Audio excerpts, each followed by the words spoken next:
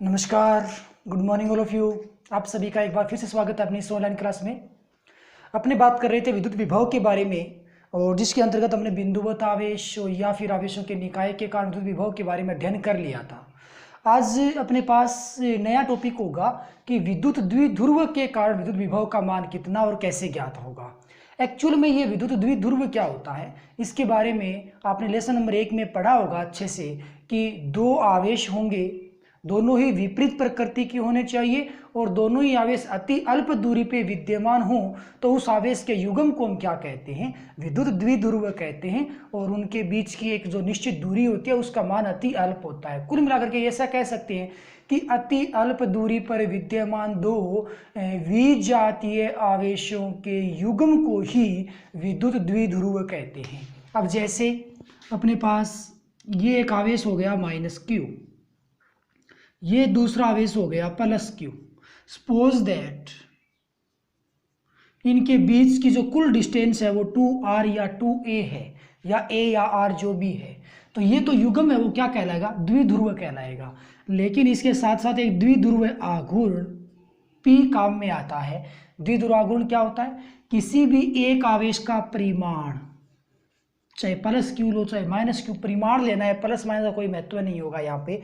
तो किसी भी एक आवेश का परिमाण और दोनों आवेशों के मध्य की दूरी के गुणनफल को द्विध्रुव आघूर्ण P कहते हैं। यानी कि P बराबर क्या हो जाएगा, 2qr। ये क्या बन जाता है, ये बन जाता है द्विध्रुव आघूर्ण। और इसकी भी अपने आगे इस टॉपिक में बात करने वाले हैं, इसमें यूज लेने वाले हैं। ओके, तो द्विध्रुव किसे कहोगे, अति अल्प दूरी पे विद्यमान होंगे दो आवेश और दोनों ही विजातीय प्रकृति के होने चाहिए, तो ऐसा युग्म क्या कहलाएगा, द्विध्रुव कहलाएगा। तो अपने पास एक द्विध्रुव हो गया, विद्युत द्विध्रुव है, उसके कारण विद्युत विभव कैसे ज्ञात होगा। एक्चुअल में क्या होता है कि एकल आवेश के कारण जो विभव होता है वो कितना होता है, एकल आवेश के कारण विभव होता है kq/r। प्लस आवेश है तो विभव प्लस होगा, और यदि माइनस आवेश है तो विभव कितना होगा, माइनस होगा। ऐसा हम जानते हैं ऑलरेडी। चलिए अपने पास एक द्विध्रुव लेंगे और उसी कारण विद्युत विभव की हम गणना करने वाले हैं। तो सपोज दैट कि अपने पास यहां है -q आवेश और यहां पे है +q आवेश। इन दोनों आवेशों का यहां पे हो गया मध्य बिंदु, जिसको मैं O नाम दे देता हूं। ठीक है, ये डिस्टेंस r है या a है, इसको आप a मान लो, इस दूरी को भी आप a मान लो। तो कुल मिलाकर के कंप्लीट जो डिस्टेंस आएगी दोनों आवेशों के बीच की, वो कितनी बन जाएगी, वो 2a बन जाएगी। ठीक है, इन दोनों आवेशों से स्मॉल r दूरी पर, यानी कि द्विध्रुव से स्मॉल r दूरी पर एक पॉइंट लेना है हमें, जो कि द्विध्रुव के साथ थीटा कोण पे झुका हुआ हो। तो सपोज दैट यहां एक पॉइंट है, इस पे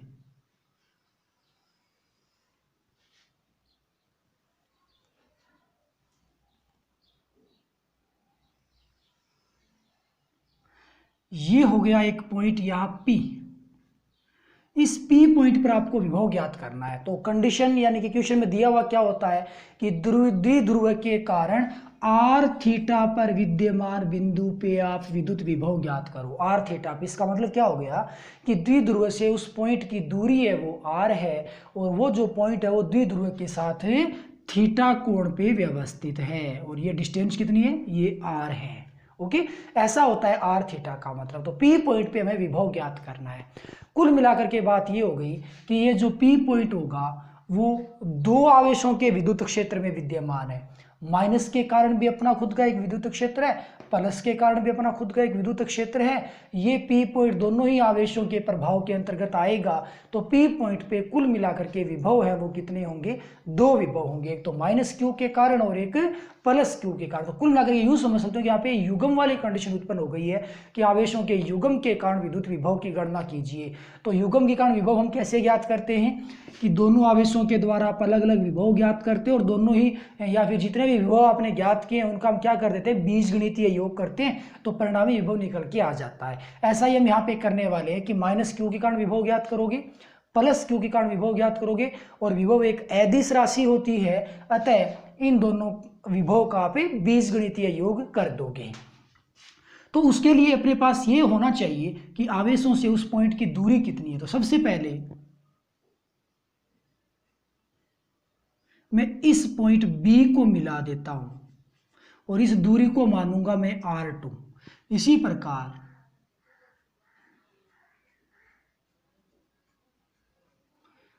इस पॉइंट ए को मैं मिला देता हूं और इस दूरी को मैं मान लूंगा R1, यानी कि ये जो P पॉइंट है वो A पॉइंट से यानी कि माइनस क्यू आवेश से R1 दूरी पे है और प्लस क्यू आवेश से R2 दूरी पे है। तो अब दोनों के कारण विभव कैसे ज्ञात करोगे? माइनस क्यू आवेश के कारण, सबसे पहले हम किसके कारण देखेंगे? माइनस क्यू के कारण, माइनस क्यू आवेश के कारण विभव।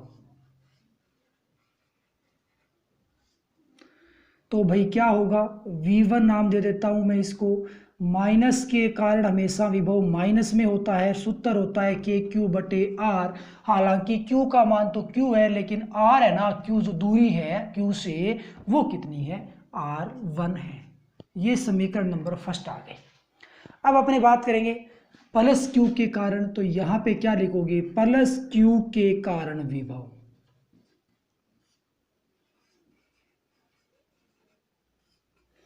कितना बन जाएगा? V2 नाम दे दो, क्या बन जाएगा? KQ/, दूरी कितनी होगी इस बार?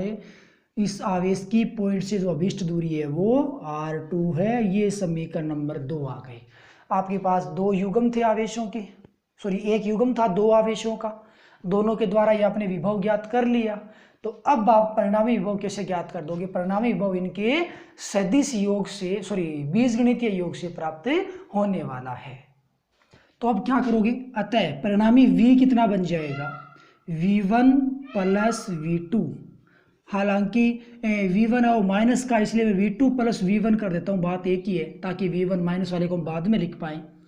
तो V2 कितना हो जाएगा? ये हो जाएगा KQ/R2 और V1 का मान माइनस में है, ये इसका हमने बीजगणितीय योग कर दिया, विद साइन योग कर दिया, तो ऐसा कुछ निकल के आ गया। अब आगे इसको सोल्व करोगे, इसका कुछ कॉमन आ रहा है, V इक्वल KQ यहाँ पे कॉमन आ रहा है, तो क्या बचेगा? 1/R2 माइनस 1/R1, और ये समीकरण नंबर 3 आ गई। अब हमें यहाँ से क्या करना है? हमें R1 और R2 की वैल्यू फाइंड आउट करनी है। दोनों की वैल्यू ज्ञात करने के पश्चात आप इसकी वैल्यू पुट कर दोगे तो आपके लिए फाइनल आंसर आ जाएगा। अब वैल्यू आप कैसे ज्ञात करोगे? सबसे पहले ये जो आपको R1 डिस्टेंस नज़र आ रही है, इस दूरी का मान आपको ज्ञात करना है। तो आप क्या करोगे कि आप इस R दूरी को आगे बढ़ाओ, आगे बढ़ा दिया इस प्रकार से। अब ये जो माइनस क्यू आवेश है, यानी कि A पॉइंट है, यहां से एक अभिलंब खींचो। ये एंगल कितने डिग्री हो गया? 90 डिग्री। तो भाई ये एंगल कितने डिग्री होगा? ये थीटा है तो ये भी थीटा होगा। अब आप क्या समझे कि A से लेके P तक की जो डिस्टेंस है, जिसको आपने R1 कहा है, कहां से कहां तक की डिस्टेंस? इस पॉइंट A से लेकर के और P तक की जो डिस्टेंस है, उस दूरी को जिसको आपने R1 कहा है, अब ये डिस्टेंस किसके बराबर होगी? सामने आपने इसका अभिलंब खींचा और इस पॉइंट को यदि मैं D नाम दे दूं, तो भाई ये जो आपको P से लेकर के D तक की डिस्टेंस नजर आ रही है, वो ठीक ठीक R1 के बराबर होगी। यानी कि आप P से लेकर D तक की डिस्टेंस यदि आप ज्ञात कर सकते हो तो उसका मान ठीक ठीक कितना हो जाएगा, या फिर यूं कह लो लगभग R1 के बराबर बनने वाला है। तो आपको P से लेकर D तक की दूरी ज्ञात करनी है, वही आपके लिए R1 बनेगा। अब P से D तक कैसे ज्ञात करोगे? P से O तक की दूरी आपको पता है कितनी है? स्मॉल r है। बच गई ये इतनी दूरी, इस दूरी को आप ज्ञात कर लो। इस दूरी को ज्ञात करोगे तो उसको R में जोड़ देना, कंप्लीट दूरी का मान निकल के आ जाएगा, जो कि आपके लिए R1 के तुल्य बन जाएगा। तो आप कैसे करोगे? आपका मकसद हो गया OD डिस्टेंस को फाइंड आउट करना, जबकि A से लेके O तक की ये डिस्टेंस है वो A है, और ये जो एंगल है वो थीटा है, ये एंगल है वो समकोण है। चलो भैया, आपके पास एक समकोण त्रिभुज हो गया। आप इसमें पाइथागोरस प्रमेय के आधार पे ये पता लगाओ कि आधार कौन है, कर्ण कौन है, विलंब कौन है। तो ये 90 डिग्री के सामने हो गया, ये हो गया कर्ण, यानी कि कर्ण आपको दे रखा है कितना? A है। थीटा के सामने होता है अभिलंब, तो ये क्या बच गया? आधार। तो कर्ण आपको दे रखा है, आधार आपको ज्ञात करना है। कर्ण और आधार में रिलेशन कौन देता है? कर्ण और आधार में रिलेशन देता है कोस थीटा। कौन देगा? Cos theta. तो आपने त्रिभुज कौन सा लिया है, ए डी ओ, तो आप बात कर रहे हो त्रिभुज ए डी ओ में कोस थीटा। कोस बराबर क्या होता है, लाल बटा कक्का से आधार बटे कर्ण होता है, तो आधार क्या होगा, ओडी होगा, और कर्ण क्या होगा, ओ ए होगा, जिसका मान स्मॉल ए है। तो ओ डी यहां से जो कि आप ज्ञात करना चाहते थे वो कितना निकल के आएगा जी, वो निकल के आएगा ए कोस थीटा। कितना आ जाएगा, ए कोस थीटा आ जाएगा। ओके, अब आप क्या करोगे, R1 कंप्लीट आपको यदि ज्ञात करना है ना ज्यामिति से या आकृति से, R1 कितना बनेगा, P से लेकर के पूरी डिस्टेंस D बनेगी।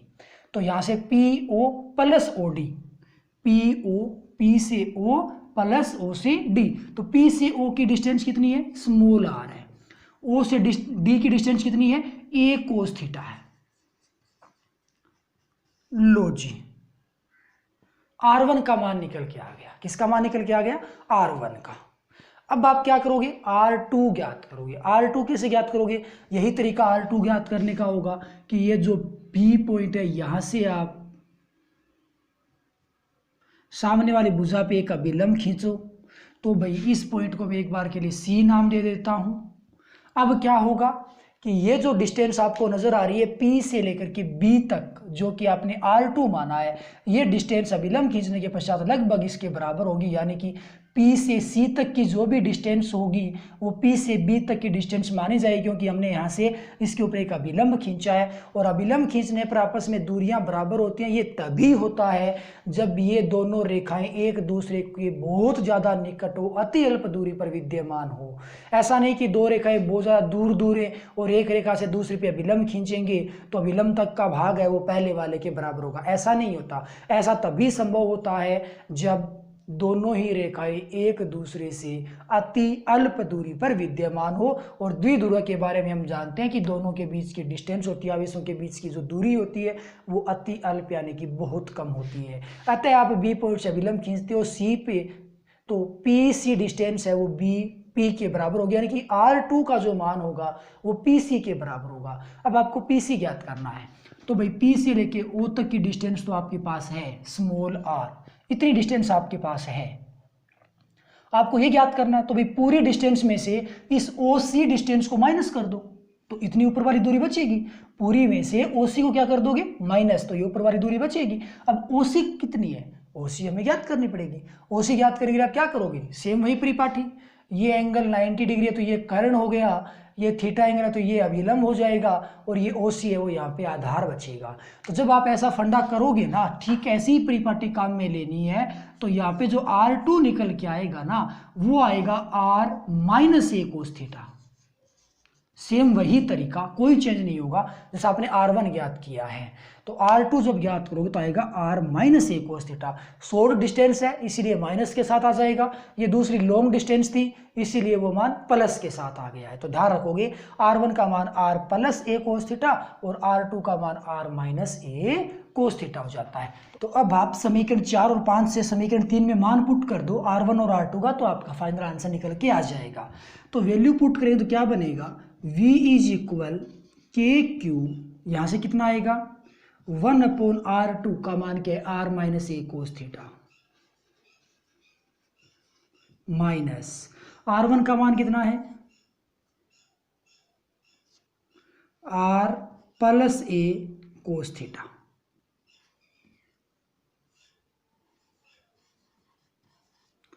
ओके, अब यहां से कुछ लघुत्तम वगैरह आ जाएगा।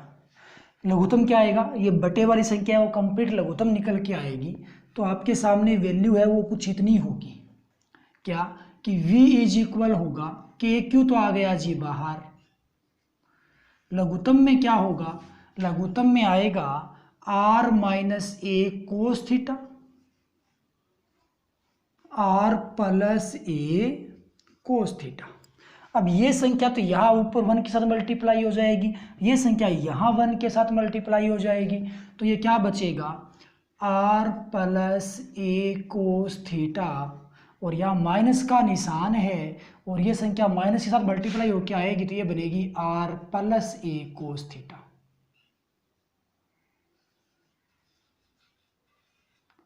इतना मान तैयार हो जाएगा। तो R से R यहाँ कैंसिल हो जाएगा, तो v बराबर क्या आएगा, के क्यू 2a कोस थीटा बटे क्या बचेगा, ये लघुत्तम। और इस लघुत्तम को यदि आप अरेंज करते हो ना, तो एक बार दो संख्याएं जुड़ रही हैं, एक बार दो संख्याएं घट रही हैं, तो इसको आप क्या करोगे, ए स्क्वायर माइनस बी स्क्वायर की होल स्क्वायर जो है ना सिस्टम, ए स्क्वायर माइनस बी स्क्वायर वाला सूत्र, वहां से आप इसको अरेंज कर लो, तो आप इसको कुछ ऐसा लिख पाओगे, आर स्क्वायर माइनस का ए स्क्वायर को स्क्वायर थीटा, इतनी वैल्यू है वो इसकी हमें प्राप्त होगी, क्योंकि एक बार ये जुड़ रही है और एक बार ये घट रही है। अब आप इसको थोड़ा सा और सोल्व कर लो। क्या सोल्व कर लोगे, हमने द्विध्रुव के लिए द्विध्रुव आघूर्ण को समझा था कि द्विध्रुव आघूर्ण P बराबर क्या होता है, 2AQ होता है। क्या होता है, 2AQ। तो 2AQ इसके स्थान पे क्या लिखोगे, P। तो भाई ये Q आ जाएगा, ये 2 आ जाएगा, ये A आ जाएगा, किसमें, P में। तो क्या बचेगा, KP कोस थीटा, और बटे में आएगा R square minus A square cos square theta. ठीक है, अब ये जो आपको द्विध्रुव नजर आ रहा है, इस द्विध्रुव के बीच की जो दूरी है, माइनस क्यू और प्लस क्यू, इसके बीच की जो दूरी है वो बहुत कम है, यानी कि बहुत कम होती है इस दूरी r की तुलना में। तो ये जो 2a आपको नजर आ रहा है वो बहुत कम होगा, तो a तो उसकी आधी दूरी है, तो वो ऑब्वियसली कम होगी। यदि a है ना वो बहुत शॉर्ट हो r की तुलना में, तो भाई ए स्क्वायर जो होगा वो अप्रोक्सीमेट 0 होगा। क्यों, क्योंकि अति अल्प वैल्यू को यदि आप स्क्वायर कर देते हो या क्यूब कर देते हो तो उसका मान और भी कम हो जाता है। अब ऐसा यदि आप करते हो तो v बराबर अपने पास क्या बनेगा, के पी कोस थीटा बटे ये जो आपको ए स्क्वायर नजर आ रहा है वो लगभग कितना होगा, 0। तो बटे में केवल क्या बचेगा, आर स्क्वायर बचेगा। समीकरण नंबर 6 द्विध्रुव के कारण विद्युत विभव के सूत्र को प्रदर्शित करती है। ये अपने पास एक इसका आंसर होगा, केपी कोस थीटा बटे में आर स्क्वायर। तो यहाँ से ये ध्यान रखना कि ये जो विभव निकल के आया है वो आर थीटा पॉइंट पे आया है, यानी कि द्विध्रुव से थीटा कोण बनाने वाले और आर दूरी पर स्थित किसी भी पॉइंट के ऊपर ये विभव का मान निकल के आया है। अब ये तो थीटा एंगल पे है।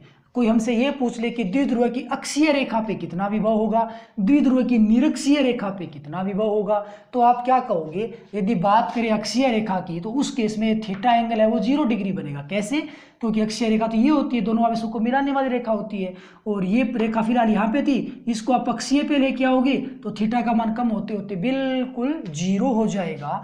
तो अपने बात करें विशेष स्थितियों की, और पहला पॉइंट ले ले अक्षीय रेखा पर। तो अक्षीय रेखा पे जो थीटा का मान बनेगा वो 0 डिग्री बनेगा। तो v अक्ष थीटा के स्थान पे 0 डिग्री, दो कोस 0 का मान कितना होता है, 1 होता है। तो ये कितना बन जाएगा, के पी अपॉन आर स्क्वायर बन जाएगा। और ये समीकरण नंबर कितनी निकल के आएगी, ये समीकरण नंबर 5 अपने पास आ जाएगा अक्षीय रेखा के लिए। इसी प्रकार से आप सेकंड निरक्षीय रेखा की यदि बात करते हो, निरक्षीय रेखा पर, तो निरक्षीय रेखा पे ये होती है निरक्षीय रेखा यानी कि लंबवत रेखा यानी कि विषुवतीय रेखा। तो ये जो थीटा एंगल होगा वो कितने डिग्री कोण बनाएगा, 90 डिग्री कोण बनाएगा। तो निरक्षीय रेखा पे वी निरक्ष जब आप ज्ञात करोगे उस केस में कितना मान तैयार हो जाएगा, कोस 90 का मान 0 होता है।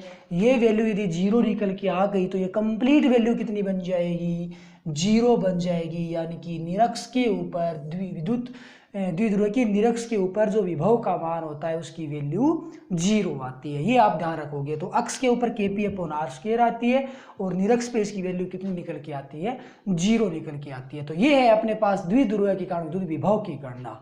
तो आज के लिए हम केवल यही टॉपिक पढ़ने वाले हैं क्योंकि इंपॉर्टेंट टॉपिक है। उम्मीद करता हूँ आप इसको अच्छे से पहले समझोगे, फिर उसको एक बार लिख के देखोगे तो एग्जाम की दृष्टि से मोस्ट इंपॉर्टेंट टॉपिक है। तो आज के लिए बस इतना ही। Okay, bye, thank you.